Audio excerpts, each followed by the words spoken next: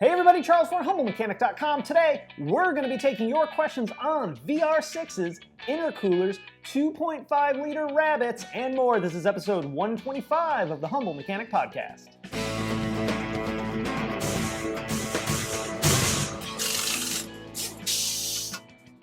All right, so I am joined with Paul from Shop DAP. Paul, thanks for being on the show, man. We are going to take some of your questions today. If you want to get a question on a show like this, email me, charles@humblemechanic.com, and be sure to put question for Charles in the subject. That's what I use to filter out the emails and put them on these shows. Also, the best thing you guys could do for me is if you put the question right at the top, hit the enter button a couple of times, and then give me the details. That actually does make answering these questions a little bit easier and a little bit faster. But before we get into the show, let's talk about the sponsor of the day, which is CRP Automotive. CRP deals in a ton of OE maintenance and repair parts. They deal in everything from suspension components, AC parts, and fluids. So check them out at crpautomotive.com. All right, so let's get into the questions. First one comes from Vaughn. It says, I love the show, and I have a question about the VR6 blocks.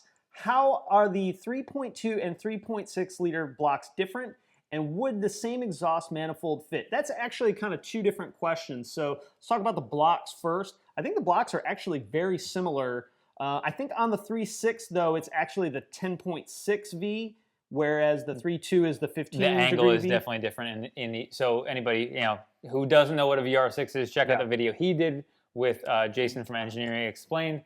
It talks about the VR6 and how it works, but definitely I think the 3.6 and the 3.2 and all other previous generations use a different V angle. So for sure they're going to be different. Right, and now as far as would an exhaust manifold fit between the two, I think that's actually not going to fit either. The 3.6 is a direct injection. Right. The 3.2 is not.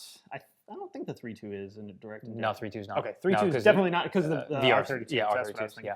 So Vaughn, great question, but unfortunately I think you're dealing with two very different generations of VRs. And I don't know that we can say definitively that we know because we've never actually tried to test it. That's true. And from my experience, a lot of times people are looking for a concrete answer to a question that just doesn't have a clear answer. The only person who would know 100% the answer to this question is somebody who took a 3.6 manifold, tried to plug it on, and then determined if that was the case.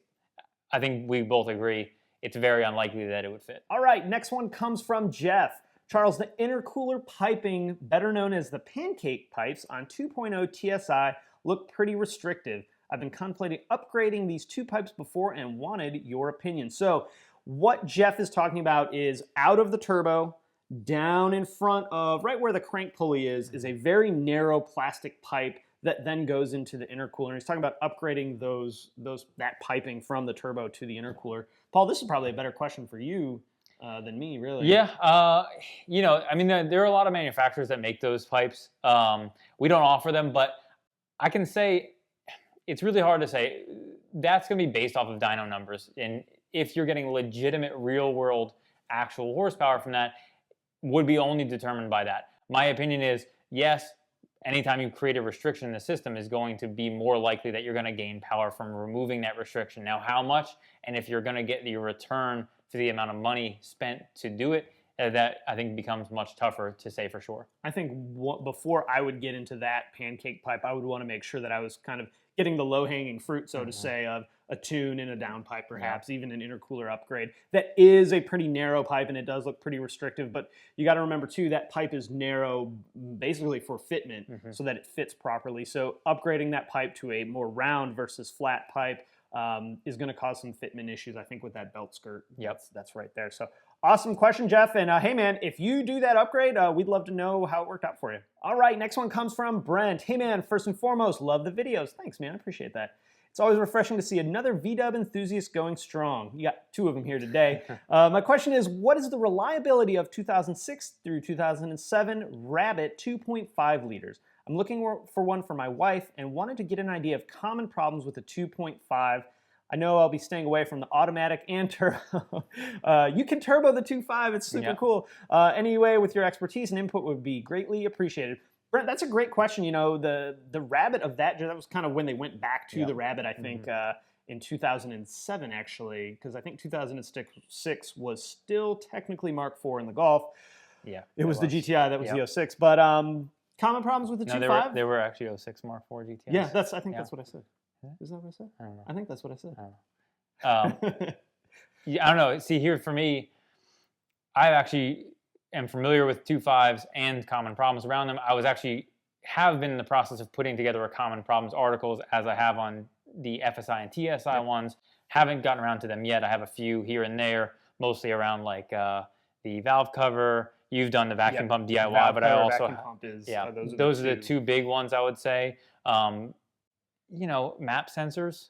I haven't really experienced a ton of map sensors, so just kind of rapid fire issues I'm thinking about that are really common.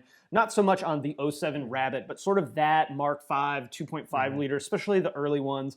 Like Paul said, valve cover, vacuum pump gaskets leaking, vacuum pumps leaking. Axle boots are going to be really common. Not a big deal, but it's a common thing. Cooling fans failing. Timing chains. I start to get a little uncomfortable on the timing chains. I was going to mention that, and I almost reserve that for you because I think your experience on everyday stuff, seeing those cars, determining, because you did have the camshaft chain adjuster problems with them, but it wasn't super prevalent across every single model, whereas a lot of these other problems, the PCV problem or the valve cover is pretty much indefinitely going to be an issue at some point. Same with the other one. So I feel like the 2.5, from my opinion, is a pretty solid engine. I agree. It does have its quirks, and I'll put a link to that 2.5 liter vacuum pump DIY because that's an awesome DIY for people, I think. But for the most part, Brent, a lot of the issues that it has are kind of normal maintenance-y Volkswagen issues with axle boots and rear brakes wearing out. But overall, man, especially if you're going with a manual transmission, I think that's a hell of a great car to pick up. If you have any questions, he'll try to put a link to the video because we shot a video on a DIY replacing the 2.5 valve cover. So awesome. So we have those two covered between the two of us. Yeah, so you should be able to fix just about anything. So Brent, great question, man. I hope that you're able to find a really nice 2.5 for your wife. All right, next one comes from Hayden. Do you know of any common problems with the second-gen Haldex platform, like off the B6 4Motion Passat or the Mark V R32? My B6 VR6 is having traction control shut down randomly, and I'm losing my ability to have all-wheel drive. It has become a big inconvenience living here in North Dakota with snow. Interested in knowing if this issue has been throughout the Haldex generation. Thanks for your time. I gotta say, I think in almost 13 years, I've experienced zero Haldex issues. Other than maybe one or two leaking, I don't think I've ever ran into a problem with it. I've seen Haldex pumps have problems, especially in those northern parts where you have a lot of stuff going on. You're engaging that pump a lot. So, I know because we've sold some of those Haldex modules before, so I've seen those go bad, but it's pretty rare, like you said. And then also I've seen the pump assemblies themselves go bad. Okay. But again, I think, I mean, Haldexes are generally pretty bulletproof, and probably, at least from my opinion, because they just don't get used that often. Right. For anybody who's not familiar with how Haldex works, Haldex is an all-wheel drive system that essentially, for most of the time, the vehicle is a front-wheel drive car. But when it senses wheel slipping, it sends the power through a pump to each individual wheel to then get traction. Once it gets traction, then it now turns off Haldex and you're back to a front-wheel drive car. So it's more like a part-time all-wheel drive instead of full-time all-wheel drive. Yeah. I'm going through like all the issues that I've seen cause all-wheel drive problems in cars, and really, like, for all the problems that we've experienced in our days, Paul, that's kind of one that I really don't think I've ran into a lot, and a lot of that is regional to being in the South now. I would want to get a scan tool, get a VAGCOM in, and pull all the faults for the vehicle and see if you got maybe a wheel speed sensor tweaking out or something like that. Because to me, that's going to be a lot more common of an issue than actually having a problem with the Haldex box. Yeah, I mean, even something as simple as getting snow jammed up in stuff, and that's something that's super common in a lot of the northern states. You're from north, so am I. You get some snow jammed in a wheel speed sensor, it now loses signal, and it's this car starts freaking out. So who knows if that's why? I assume based on what your description is, it's probably not the case, but obviously getting a scan tool is the only way to kind of start the track down if that's a problem. Yeah, so you're definitely going to need some diagnostic equipment, I think, to do a full scan on it and see really what's going on. All right, next one comes from Eric. Hopefully you can help me. Recently I've had problems getting into my VW. The cold weather has caused the door locks to freeze. I decided to buy some de-icer, so I opened up the door cover and sprayed de-icer in the lock, using my key fob to insert into the key lock and basically unlocked it, then unlocked it again. I wanted to do this a couple of times so that the de-icer could work its way into the locking mechanism. Now I notice when I shut off the engine, the door no longer automatically unlock, and the power locking button inside the door doesn't unlock all the doors as well. So, Eric, I don't know if you didn't tell me what kind of car you had or I clipped it out of your email, but I'm gonna guess that you probably have a B7 Passat. And the reason I'm gonna guess that you have a B7 Passat is that you said you removed the lock cover on the door and then sprayed the de-icer in it. So the Passats have the cover over the key cylinder. This is actually a pretty common problem on the early, especially 12, 13 Passats, where when they get cold, due to moisture intrusion in the door lock, the doors will freeze, and then once it warms up, it's fine. I think from what I remember, it's been a little while since I've replaced one. We're just now kind of getting back into the winter here in the South anyway. The fix for it is a new door latch. The new door latch with a cover on it, and that should take care of your problem. Now, I assume that he had a B7 Passat. Paul, let's say he doesn't have a B7 Passat. What are some other common issues you've seen with what almost came to mind when he started talking about how the door lock doesn't work and it doesn't work from the power button either, is a Mark V with a door harness problem. Issue. Yeah. So there's another issue that you could be looking at, is something in the door harness. Yeah. We put out an article. If you have a Mark V and that's kind of a problem you're having, we have an article that talks about the door harness issue, shows some pictures of it and that type of stuff, so you can help you determine if that is indeed the problem with your vehicle. Basically, the wires break at the door hinge and you have a power issue in the door, not an actual physical lock problem. Seen that a lot too. So I actually went back and looked at Eric's email, and he did tell me that he had a 2013 Passat. Okay. Awesome advice though on the Mark V, because I that hadn't even crossed my mind that you could be dealing with a door harness issue, just because we've seen this issue so many times in these newer generation Passats. In fact, if memory serves me right, I think I did a failed parts video on that door latch as well. So if I did, it's linked right here. If not, then I'm just wagging my finger up in the air for no reason. But Eric, great question, man. And again, it's going to be replacement of that door latch. It's a pretty easy part to replace. If you have Kessie, it's a little bit more challenging. But really, honestly, if you can work a screwdriver and a trim removal tool, it's not too bad. The hardest part is going to be getting the door panel off. I would also recommend anytime you're doing a repair in a door, make sure your car's warmed up, because that plastic when it's cold is super fragile and very prone to breaking. Yeah. All right, next one comes from Trevor. Wondering if you've seen the wheel speed sensor TPMS and how does it work? Our dealership doesn't seem to have the SSP. So Trevor's a technician, Volkswagen Tech in Canada, and I guess they don't use all the same technology that we do, but we share a lot of stuff. So Paul, I'm going to let you field this one. Explain how the wheel speed sensor tire pressure monitors work. Okay, so basically, for anybody who's not familiar, wheel speed sensors, or the old TPMS sensor, used a sensor actually in each wheel and tire, and that would send a wireless signal to the vehicle to determine tire pressure. That actually measured the pressure of air. Correct. It was a physical sensor that actually told you what the pressure was, and so that on some of those cars, you could actually get live data to tell you what your every tire pressure was at every given time. Right. New systems, fast forward, is usually somewhere around 2012, depending on model. It's kind of split in there somewhere. They switched over to the ABS-based ones, which basically determines the tire pressure, or really tire inflation, based on wheel speed sensors. And so it determines that they're all based on rotation, that the total diameter is the same.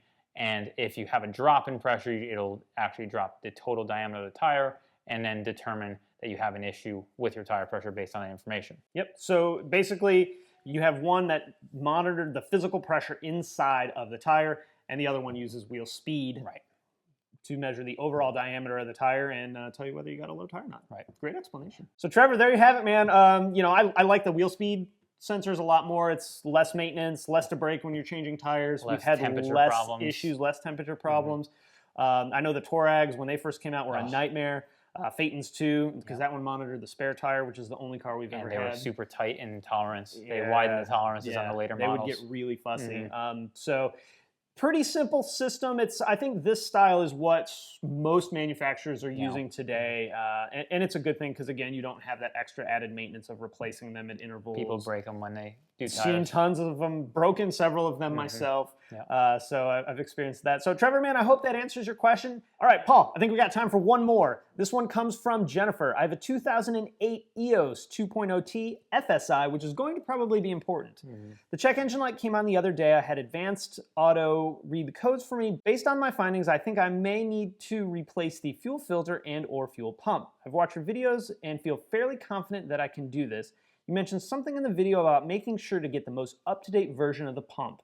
Can you send me the part numbers that I will need to order for the fuel filter and fuel pump? Also, I have another question about the PCV valve. My car burns a lot of oil, and I was thinking replacing the PCV valve. What are your thoughts? So, Paul, we got two questions. We got a question on fuel, and we got a question on PCV. Let's talk about fuel first. Jennifer didn't send us what code she had, but, you know, these two issues are not terribly uncommon on the EOS. So, filter, easy peasy, no problem. You know, a lot of that generation didn't have filters in the Passats, but the EOS did, so that's an easy one. Go ahead and put a fuel filter on it.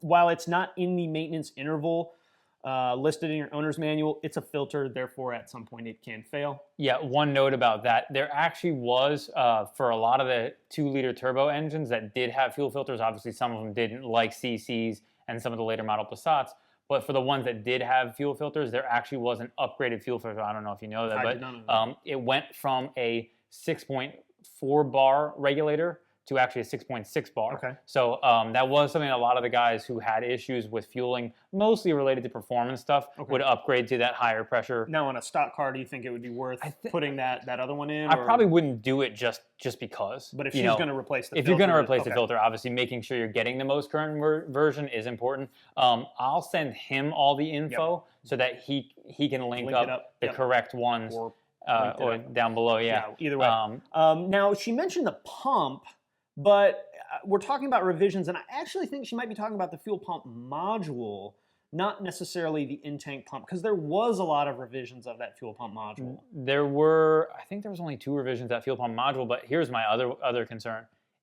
It's an FSI, and there's fuel codes, and it's related to either A, the high pressure fuel pump, or the cam follower. And I know you did a video for us that was actually about the cam follower stuff, which was a very, very informative video, and will give you a complete picture about this. I think the DIY she's talking about was the one you did with us, but that was TSI. That was TSI. We actually did do an FSI one that I did. So we'll link up the FSI high pressure pump that we did video. But number one thing I think that you're going to say is, got to check cam follower first. Yeah, I think, Jennifer, and if you want to follow up in an email with me, send me the codes that they found, and maybe we can evaluate exactly what's going on with this issue a little bit more in depth. But you're not wrong. Fuel filter, no problem. You know, there were different variations of the fuel pump module. But again, like Paul said, I think checking the cam follower and high pressure side of the fuel system may be probably a better first step before we put any parts on the car. And that's a pretty easy thing to inspect, especially on the 08s where they got rid of that dang triple square bolt. That was the worst. So it's, you know, only a handful of bolts to take that out and do a really good inspection. I know I've posted about that before too, so we'll try and get you some links down below. But again, follow up with an email and let me know what your codes were, and I'll take a second look at it. Now, Jennifer also mentions about burning oil on a later model model FSI engine. You know, PCV valves were common, but we have to really look at what's happening to this oil. Is it getting burnt or is it leaking? Because either way, the end result is less oil in the engine. What are some common oil burning issues that we were seeing on those? I mean, here's how I look at this, at least from my personal opinion, and maybe you can give your opinion, is FSI engine, if you're having an oil burning problem, starting with the PCV valve isn't a bad idea just based on how problematic they were in the first place. And PCV valves, like you mentioned here, there have been even more revisions. There have been more revisions on PCV valves than probably any part. Maybe diverter valves might be the coils might be the only one that have had more revisions than that. So getting the updated one obviously is going to put you in a position where you know that you have a solid part in the vehicle. Now, from there, I don't think, would you say there's a common oil burning issue other than maybe a bad turbo or, But I don't know how common right, the bad turbos. Not going to be common. If this were an A4, I would tell you probably got bad piston rings, right, because Audi had so much more problems than Volkswagen did with oil blowing past the oil control ring. If it's burning, the PCV is probably the best place to start. Jennifer, the whole time we're talking about this, I'm just thinking we really need to get this car to somebody that knows this car really well. Putting the parts on that you mentioned putting on is not very hard, and you're more than capable of doing it. But what I'm afraid of is that, AutoZone told you it's probably these. You're going to spend $100 in parts when that $100 could really go to pay someone to properly diagnose the car. And the good thing about, honestly, Paul, a lot of the stuff that we talked about is camshafts on a lot of cars and high-pressure fuel pumps were under warranty extension. So that's something that we're going to want to... Assuming you're within the mileage, which I believe was 120, right? Right. So, Jennifer, you're going to probably want to call your local dealership, give them your VIN, and have them check to see if your car's under warranty extension, because the PCV valve was also under warranty extension on some cars. Your EOS may not apply. 08 was a really weird year for those warranty extensions. But, it's going to take about 15 minutes of your time to call your local dealership and get that information. And, hey, you may end up not having to pay anything or do any of this labor to get these things fixed on your car. Or, on the other side of that, you may be able to save some money and not put a fuel pump in your car, low side, especially if that is not something that you needed in the first place. For sure. I think I completely agree with that. And I think he and I have talked about this multiple times before, is oftentimes people look to both he and I for help in these situations. And the unfortunate part is, even me as somebody who obviously, as a company, we sell parts, but I don't want to tell somebody to just buy stuff. Because honestly, I can't sleep at night knowing that I'm telling people to buy things that they may or may not need. The problem is, the alternative is having your vehicle properly diagnosed by a shop, a dealer, a tech, or whatever, which costs money, unfortunately. And oftentimes, you will save money by paying as opposed to just replacing parts until it fixes it. Now, you have a pretty good understanding of common problems, which is great. And replacing the common problems, it might be something you want to do. But I think we would always say, have it diagnosed properly first. That way you know that what you're getting replaced on the vehicle, it should fix your problem. Yeah, I think that nailed it 100%. Like Paul said, we don't want you to spend a bunch of money on parts when either one, it's under warranty, or two, the parts that you spent money on aren't the parts you needed. So now you still got to buy these other parts. Let's get this car checked out, Jennifer, and make sure that we're not buying things or replacing things that maybe not necessarily that we don't need, but aren't going to fix the issues that we have. Right. All right, guys, we're going to wrap it up there. Paul, thanks for helping me out on the Q&A show, coming by, checking out the studio. If you guys have any questions or comments, throw it down in the comments section below. Hey, if you like the video, throw it a thumbs up on YouTube. Paul always appreciates that. You can also subscribe on YouTube or on the blog at humblemechanic.com. Check out Shop DAP. I'll link up to your awesome YouTube videos as well. You can also follow both of us on Facebook, Instagram, Twitter, the blog, humblemechanic.com, Shop DAP. All right, guys, thanks for watching, and we'll see you next time.